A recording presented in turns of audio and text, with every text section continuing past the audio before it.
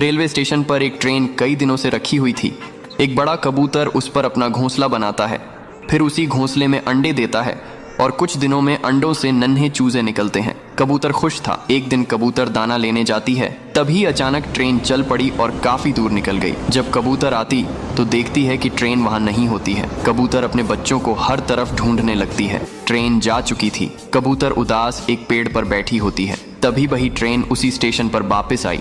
कबूतर खुश हो गई और फिर कबूतर ने अपना घोंसला पेड़ पर बना लिया और फिर कबूतर रोने लगी। फिर लाइक सब्सक्राइब नहीं किया।